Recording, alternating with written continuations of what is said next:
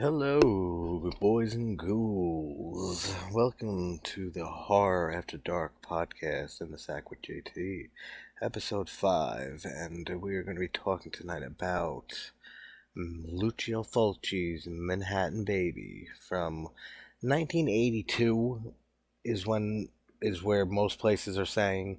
So I'm pretty sure it was released in Italy in 82, and then 84 it says on Shutter, and I'm pretty sure in the States it was released in 84. So I'm going to go with 82. So 82, Manhattan Baby. Now, this is a very divisive Fulci film among Fulci fans. Like, this is it gets, doesn't get as much praise as it should. Even though it shouldn't get too much praise. It's nowhere near as good as his, Gates of Hell trilogy and Zombie and New York Ripper. It's more like middle of the road Fulci, but it's fun. It's a fun one. Like, and if with Enigma was his little take on Carrie, kind of, and if House by the Cemetery is his little take on The Shining, then Manhattan Baby is his little take on The Exorcist, pretty much. And we basically have this archaeologist whose family goes to Egypt, and their daughter gets a talisman from a gypsy woman, a blind woman, and things start happening when they get back home, and leads to shuddering circumstances. Now, but one great thing is we have Bob from House by the Cemetery in here as what's his name? Philip, I want to say, maybe. I'm probably totally wrong on that, but this kid, I do remember that his voice isn't as unbearable as it is in House by the Cemetery. So that's a plus, but he's still with that punchable face, man. Like, what are you gonna do? But all right, so let's talk Manhattan Baby from 1982. Very underrated Fulci film. Like, it really is. I really enjoy watching Manhattan Baby. Like, it's one of those movies that if I don't want to throw on Fulci, like his gothic like era movies, the Gates of Hell trilogy, Zombie, etc., and I don't want to go too far out there to like obscure Fulci films, but something like in the middle. Like, I'd throw on like this or Enigma or Murder Rock. That's like the type of class of Fulci category that this belongs to. Now, first of all, I love ancient Egypt. I've always loved like reading and watching, videos and documentaries on ancient Egyptian culture and stuff like that. I even have an Egyptian Ankh with the Eye of Horus tattooed on my right rib cage. I love Egyptian stuff. So just the whole fact that this opens up in Egypt and the family is there, and it's husband and wife and the daughter and younger son, and Susie is the daughter. And there's some great eerie shots in this movie, like, and there's some creative shots in this movie too. I like when Susie and her mom are hanging out, and she picks up some sand, and then she's letting it run through her fingers, and then you see like a close up of it, and it looks like quicksand, kind of like the sand pouring through. It's an inventive shot. Like, I like that. And then she asks if she's okay to Susie, the little girl, and she's like 11, 12 ish, probably. She's not a little girl, but asks her if she's okay. She says no. Some real beautiful shots too in this opening with Susie and her mom walking around wherever this is in Egypt, and it has like a very like mystical atmosphere to it. Now, the score, fucking fantastic. Just like so many of Fulci's scores, I'm pretty damn sure this is Fabio Frizzi also, right? Like, I'm pretty sure this is him. It sounds just like his music. But amazing. Love the score to this movie. And I love like we get the trademark Fulci close up on the character's eyes while they're looking at each other or looking at something scary. So when Susie sees the blind mystic woman or whatever she is, and they just the way her eyes look, first of all, like she looks so creepy, the way that her the contacts she has on, she looks so creepy. She's blind and she's fucking creepy. She's blind and she's creepy. And like they're looking back and forth, and it's just shot of her eyes, and then shot of Susie's eyes, shot of the mystic's eyes, and then she takes money out, and then she ends up getting a talisman, like a necklace pendant sort of thing from this woman, and she's off on her own. Like her parents did not see her get this, so she's the only one who knows this thing exists because she has it. And the father goes down with the guy into the tomb, and then he sees the like the marking on the wall in the tomb that they're in, and the it shoots the blue lasers out at him, and it ends up blinding him in his eyes. The effects look not good. I mean, they don't. It's like real early, like computer imagery or like CGI ish type stuff, but it looks not good at all. But it is what it is. I mean, that's kind of the feel this movie has. Is that it's this mystical feeling. It's this, this like there's a mystery to what's going on here. And as you go through this movie, they try to find out what is exactly happening with Susie. Like what is this pendant that she brought back? What is it? Where did it come from? Like, why is it causing all these, hallucinations that other people are seeing? And they're trying to figure out what exactly is going on. All right. All right, somebody is here with the weather. He wants to do, hey guys, what's going on? It's me, Ryan from Accrington, Angerforth. All right, Miwa, just do the weather quick. Oh, don't tell me to do it quick. So then I take my time. And then my time is my money. Yeah, all right, my time's money too. All right, hurry up. The weather here in New York is about 43 degrees Fahrenheit, and it's a crescent moon. When I look up at the stars, I go, Okay, you gotta go. Okay, get away. my Jesse. All right, goodbye. All right, sorry guys. The fake snake. Well, like in the movie, the snake that comes out. It doesn't look great, but again, like it has that charm. Just like has an '80s feel. This movie really does have an '80s feel to it. Like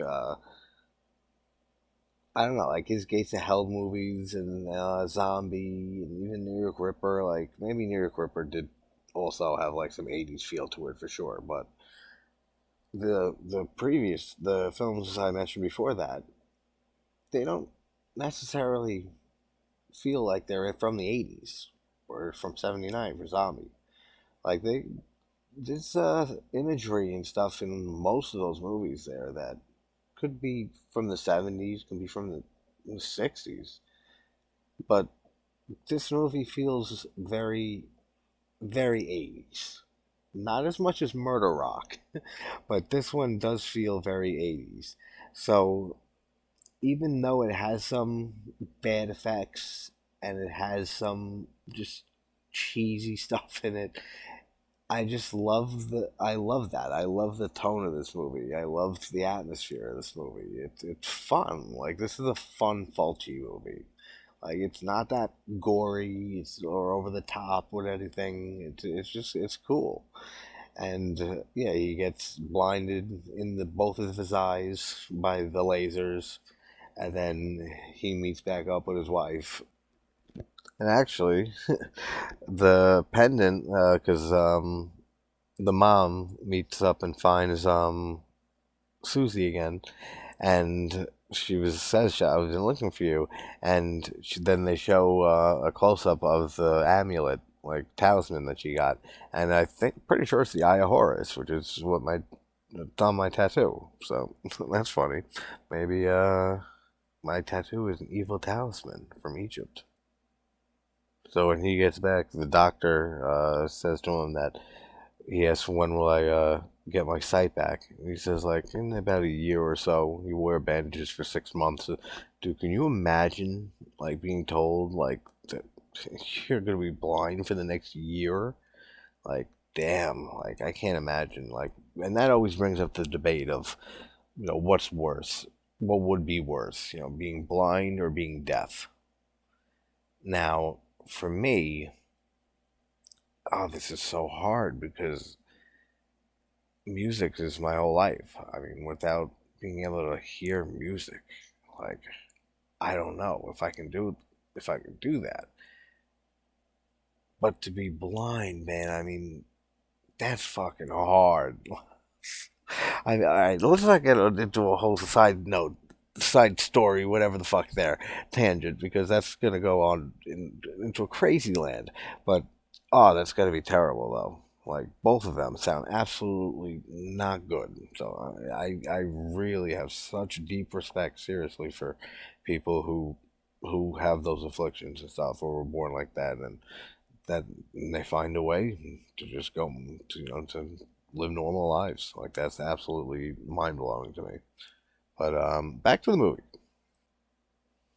Bob. Well, didn't get his name yet. Again, I always forget his name in this one. I always know him as Bob from House by the Cemetery. But he says like he says he calls his sister Susie you naughty lesbian or something lesbian. That's so funny. Like he's pretty young. He's what, like 10, 11, maybe 10 years old. He's shorter than he looks, and so that makes him look younger too.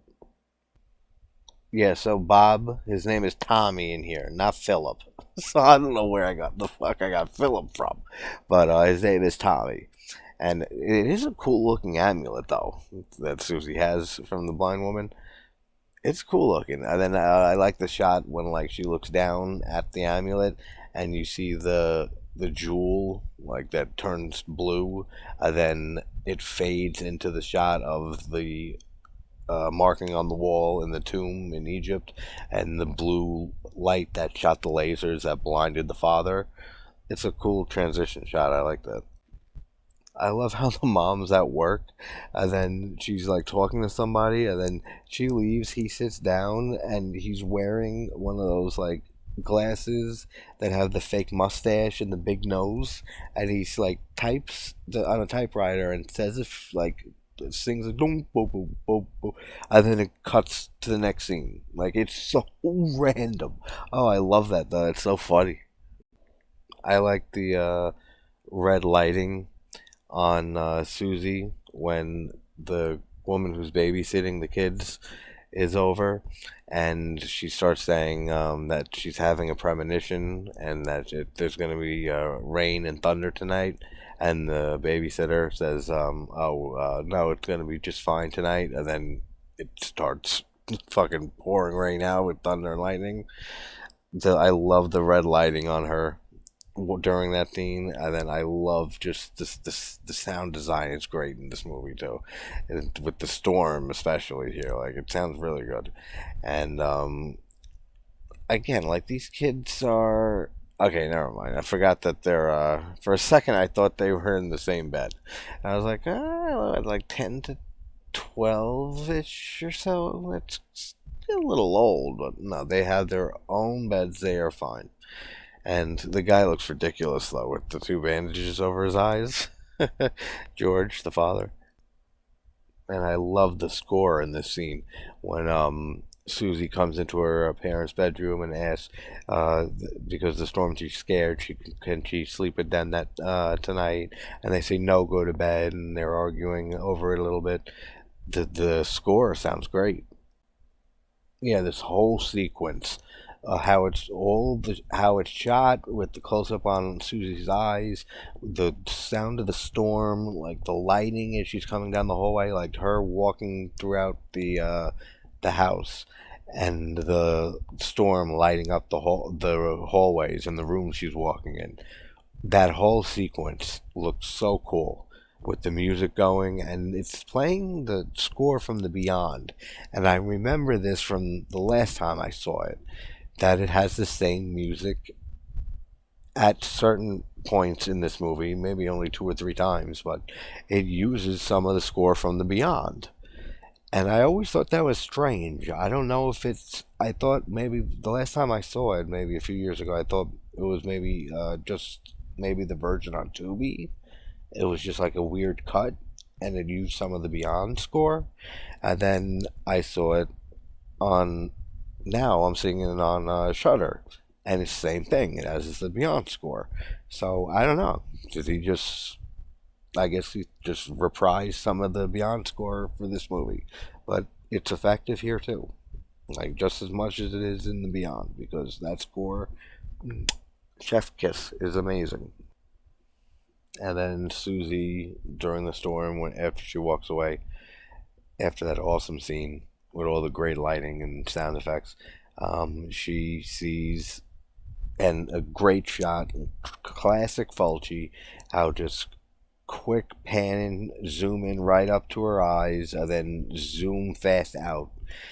Awesome. And then she screams and she sees the blue light from the the sculpture, whatever, on the wall in the tomb that shoots the lasers out, and she has like a fit, and the mom doesn't know what to do. See, now when I'm on my rewatch and video of Enigma, I thought that uh like the glowing eyes on whatever her name is, the main chick's mother, looked stupid. But here, just because of like I was saying earlier, the feel of this movie and its atmosphere and its tone, it's more lighthearted and stuff. Like it works. So like when Susie's eyes glow blue and light up blue, it looks cool. Like it works within the universe this film is portraying to me and to us as an audience when we watch it. And then I love the scene when Tommy walks through the door and Susie is screaming, "Tommy, no!" Like, and he walks out the portal, but it's like in their doorway, one of the doorways leading out of their room. Love how that's directed. Though I love how it's shot, and I can't say enough about the sound design. It's really good in this movie. Great little sequence too when George is walking into the kids' room by the door that Tommy went through the portal, and George is looking. Well, he's blind, but and he has the bandages on, but he's facing the direction of the doorway, the portal, and he gets shot in the eyes, and then he falls to the ground, and then it ends up disappearing, and it says on I think with the mirror, it's like written. It says "Help me, Daddy." Then it fades away, like it's like Tommy wrote it from wherever he is on the other side. It's really well shot. I like that little sequence. And for some reason, by getting shot with the blue laser stuff in your eyes, that blinded him in the first place. It also unblinds you. Right. Oh, I love the shot from below the glass table looking up. So like we're looking right at the bottom of the table through it, and the scorpion is on it, and then Susie is looking down at the camera. That's such a cool shot. And then she picks up the scorpion and puts it in her drawer with the amulet. I love that shot so much. And then George ends up going to the guy Weiler, and he ends up showing slides of pictures to George, and he ends up putting a slide on that looks exactly like what George saw in the tomb that blinded him. The same design that's on Susie's necklace. The snake that appears, hey, that looks pretty cool. I like that. I'll show you a snake. California. Then Tommy, like, the mom is, like, scared out of her wit. And then Tommy comes and scares the living fuck out of her, wearing this ugly fucking mask, scary looking, and then takes his mask off. And I just because of the kid's punchable face, he says like and the overdub says like, "I didn't mean to frighten you, mommy. Honest." But the kid likes wide-eyed, shit-eating grin, so it looks so funny. And then we have the black guy in the elevator with the trying to open the doors, and he's trying to hold it and stuff and trying to open the main doors, and then like his hands are getting bloodied up. That's pretty much most of the gore like we get in this movie. There's, like I said, there's not a lot of gore in this movie, and it doesn't need it. And I think the appropriate amount of gore is in this film, and I mean, I'll always want more. So I mean, I love gore and I love effects work, but I think it's a fine amount of gore, so a fine amount. California, and then George, in front of his whole family, proceeds to walk up the stairs and walk around saying "Locus cadabra, open sesame, locus pocus." My apologies. Not George. It was the friend Luke. That was his name, Luke, who was doing the hocus pocus, and then he got zapped. Then he gets zapped away, and fucking whatever happens to him when he gets shot with those lasers, he's gone. He's in an alternate dimension or something. Man, another awesome transition shot when the mom's looking into the room. I'm pretty sure it was the kids' rooms, and the wood floor like just slowly fades into the desert and the sand dunes. Awesome shot too. And then we get the scorpion coming out of the sand. Now is that like, to me, like at the beginning when she has her hand with the sand in it, Susie, and then we see her letting it fall through her hands, and then we get the close-up shot and the sand's going down, like it's getting sucked down. Then we see it again and it's coming up, like it's going in reverse. I wonder if that's supposed to like represent like maybe like a wormhole, like, like one way or the other way, or just like time travel, or to go from literally be the starting point, going to from this dimension, our dimension, to another dimension, and then when it reverses is coming back, from that dimension back to ours. Alright, Tubi wants me to tell you that Little Caesars is giving away 5 pies for Super Bowl Sunday next year. 5 pies for the price of $15.95. Wow. 5 pies for $15.95 on Super Bowl Sunday for next year. Damn, they're already advertising this. Fucking insane. Also from Tubi to me to you guys.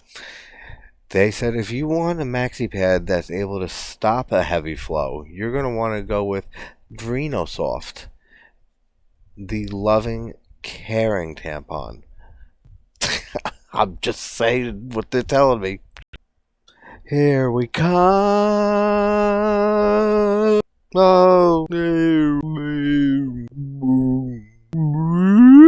the person who plays Susie is just like the girl who plays her eyes. She has really like big eyes, so like she can like widen them, and it just makes her look really creepy. Like, especially as she starts like getting like kind of like influenced by the evil in this talisman that she has.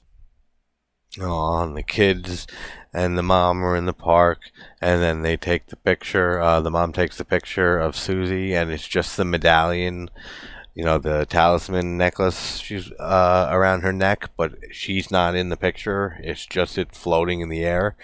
That's a cool shot. And does anybody else wish? I know what maybe two people who have been following my channel a long while will get that. Like maybe, but Tommy slash Bob. Oh, I can't with this guy. With this fucking kid. The eye on the medallion represents. It's supposed to be the eye of evil. So it brings evil energy upon those who wear it or possess it. Now, I definitely can see why this is a less talked about and underrated, in my opinion, Fulci film. Is that I can see people having some pacing issues with it. I can see people seeing it as slow at times, and it is. It can be slow at times. But if it's not working for them or not working for you on any like major level that's making you enjoy, you know, the uptime enough to go through the downtime, then it might not be for you. But I think the pacing is absolutely fine. Like it always breezes through for me. This movie, like it's such a fun watch.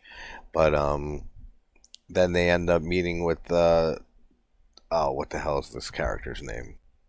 Oh no, before that, the old woman.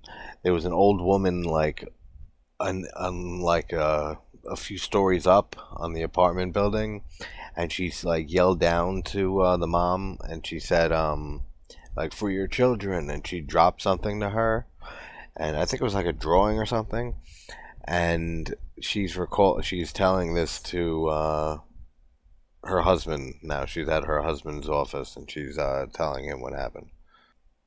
They also had somebody, Olaf something, I don't know his last name, test the sand that they found in the kids' room, that they found traces of sand, and it's confirmed, the results came back that the sand was from Egypt. So, like, oh, how did sand from Egypt get there? I don't know. Maybe the girl had it on in her sneakers and it fell on the floor. No, but like this is like a decent amount of like more sand. They don't really show it except for like one quick little like shot, and you still don't really see how much is in there. But yeah, so now there's seems to be some type of portal from. This is how I always took it, like a portal from like where the person is with the medallion to that tomb, or the at least the area in Egypt right around the tomb, since the blue light on the medallion on the jewel of it is the same blue light as the one inside the tomb. So I think there's some type of link there, but besides that, all we know about it is that there's just severe like negative evil energy attached to it, and it infects whoever is in possession of it. And then the parents ask the kids what happened to the female friend, uh, and they just both look at each other, and then Bob slash Tommy, freaking Bob, is like, she went on a trip, and they just look at him and said they went on a trip. She went on a trip, and then that's it. And then they're in bed that night. So no more questions needed. Jamie Lee, her name was Jamie Lee, the one that went on a trip and ain't come back. So then we have the guy with the beard, got a hold of the picture of Susie not being there, but the necklace is floating in the air. And dude gets wasted by a snake, ends up appearing in his store, and he ends up dropping the photograph, and he falls to the ground. And then Susie, like, is woken up from her awoken from her sleep and starts screaming just like just nonstop, like but high pitched, and just shaking in bed, and like her eyes are almost rolled in the back of her head, like creepy. Like she could put on a good performance, actually. The young actress who played Susie in this.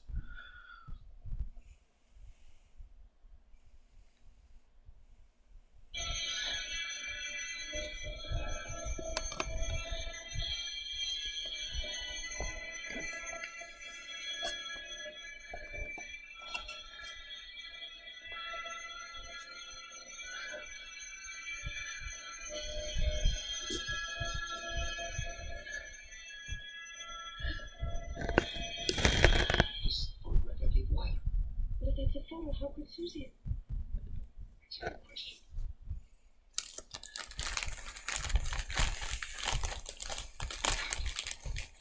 Would you call you this? See what you find out about it. Yeah, shocking. Papa, Susie always thinks it's a photo. What do you mean? It's a part of the rule. The rules? The mansion. Susie.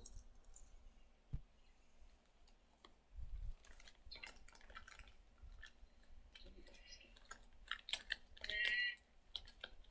This is very, very important. Do you know how to play this game? Yes. Have you ever played it? Have you made it? How far'd you go? I really don't know that. It's a place I didn't know at all. Oh, but, on one of the voyages, I really couldn't read it. Want to have a look at it? So George and his wife are talking to Tommy. I always keep wanting to say Bob. God damn it! Oh, that's because his name is Bob and all. I know the reason, Meatwad. I didn't ask for it. All right, fine. Can we have the weather update? We're at the weather update right now. It's about 47 degrees here in New York. All right. Well, you're in New York too. All right. Please leave me alone. Let me just finish. We're almost done with the movie. All right. Just please. I don't know what to do. I know you don't. I know. I don't do. I know. I know. Don't worry. Okay. Take care. Bye bye now. All right. Bye bye. Oh. And anyway, so Tommy starts saying that it's that they go on trips, and he starts saying it's the game that Susie made up, and then the father's asking him and saying like, "Oh, what type? How do you play this game? Do you know how to play?" And he said that he went on a trip last week, and he got a souvenir he brought back, and he brings back a statue of Anubis. So again, this has got to be some type of portal, or to another dimension, or like straight to Egypt, like right near that tomb, or something like that. Is what I've always taken from it. So, if anyone has any theories or anything like that on this movie and what exactly the amulet does, what power it possesses, and anything like that, where does the doorways go? Let me know. Leave it in the comments. Let's discuss it. So they go and see Mr. Mercato while Susie stays at home. So Mercado tells them to just, the biggest rule, no matter what, make sure their daughter doesn't have the jewel. Then we get the music kicks in from from the Beyond, the with the funky bass line, like in the tarantula in the library scene. So there's got to be a story behind that, with why the Beyond music is used on this film. I'm really interested now.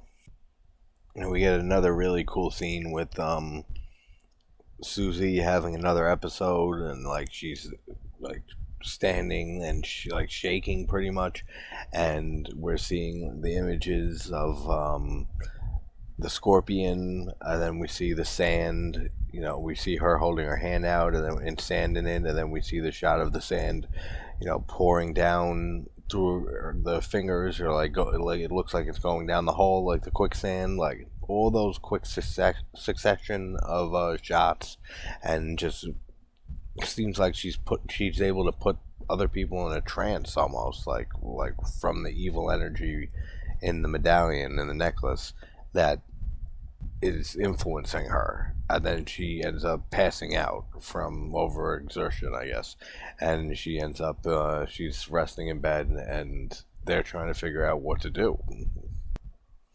Then I like this scene a lot when this is like a short little sequence, but when they go into the room and Susie's again, she's like sleeping in bed, but Mercado's on the floor and he's like talking in Susie's voice, like so Susie's talking through him and starts like hurting himself, like controlling him, like that's some freaky stuff. Now they're doing some type of seance or some ritual to try to figure out uh, anything more that they can about this stone.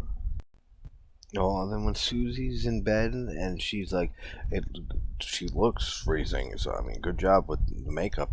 She looks so cold, and she's saying like, "Mama, like I'm cold," and like her mom's hugging her.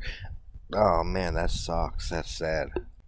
Like imagine being like possessed or like not possessed, but in this case, but like influenced by some like old Egyptian magical thing, like jewel or whatever, like for a kid especially. Oh, it sucks. So what do? They start fucking electrocuting their brain. No, they do like tests on their brain.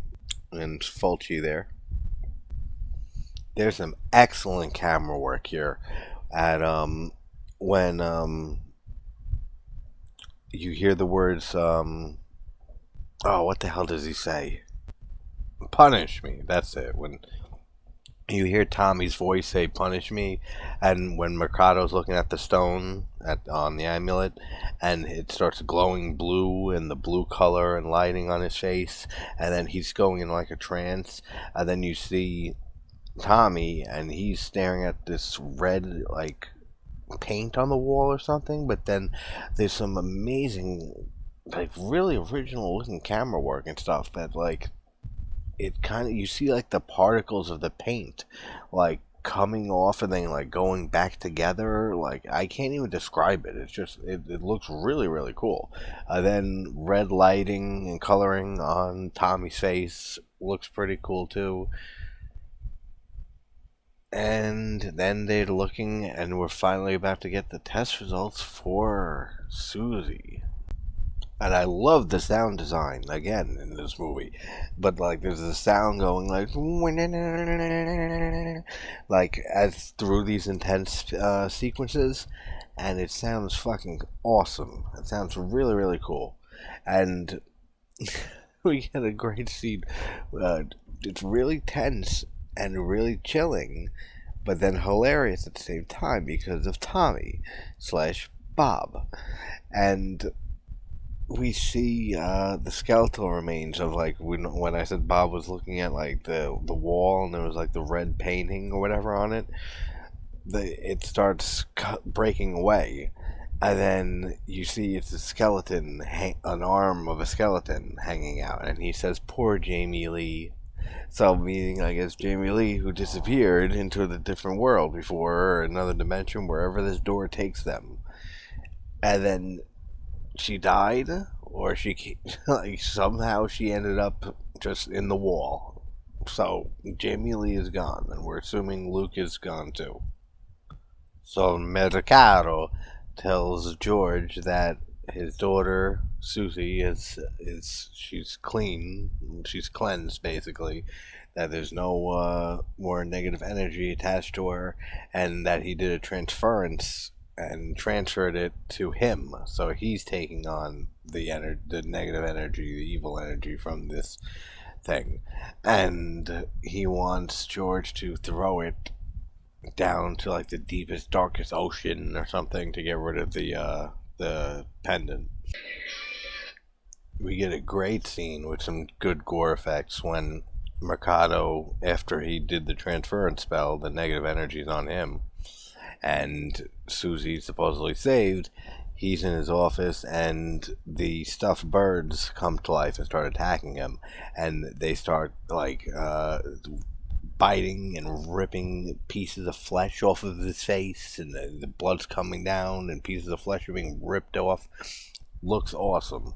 And the bird effects, they don't look too bad. I mean, they're stuffed birds coming to life is what they're supposed to be, coming back to life. So I mean, it's effective. Like it's a really cool scene. One of my favorite scenes in the movie, and I love it because it goes on a while too.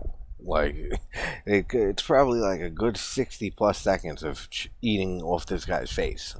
Like they bite his ear off at one point, and then like his the lower part of the side of his neck, like the front, like by his a little above his eyelid, like great, like great gore effects as usual from the grandfather of gore. Then we go back to Egypt and we see, after Mikado's dead and Susie's alright, and then we see the blind gypsy woman from the beginning with the gray contacts, look so evil, with close up Fulci shot on her eyes, and then close up Fulci shot on another girl, and she's giving her the same medallion. So she has. Is it the same one that transferred, like just ended up back over to her? Does she have a bunch of these and they all have a curse? I'm guessing it's probably maybe the same one, but awesome movie, man. I mean, this is a fun one. It really is. This is definitely just a real fun watch if you want to put on some Fulci and just want to listen. Just want to watch just a fun Fulci movie. Like, just the characters aren't anything great, and we have Bob or Tommy in this one. So, I mean, that's nothing to really rave about. But just the movie has a lot of charm, like I was saying, and there's definitely some great scenes in here. There's some great.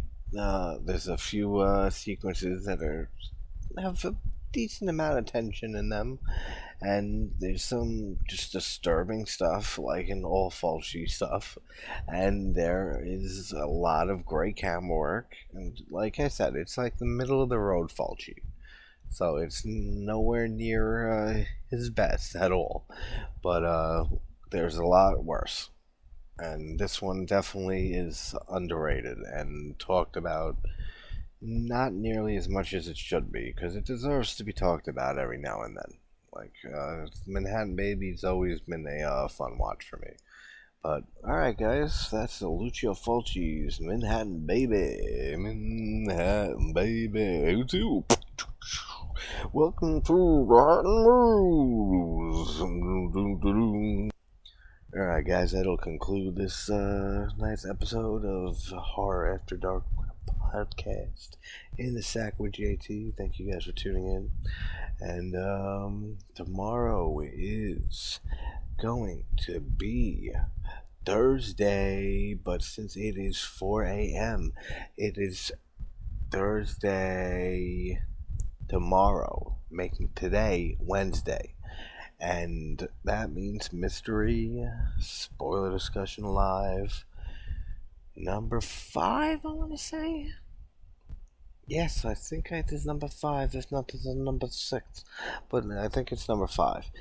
And that is going to be tomorrow at 3 p.m. or today, technically, whatever. So tune in for that, guys. And when me and Dave are going to have to reschedule our Evil Dead Rise talk, he's not available on Thursday, so we're going to have to postpone that for probably next week sometime. So, alright, wherever you guys are from, hope you're having a great morning, noon, or over here, night. It's Horror After Dark, the podcast, in the sack with JT. JT saying, good night, everybody.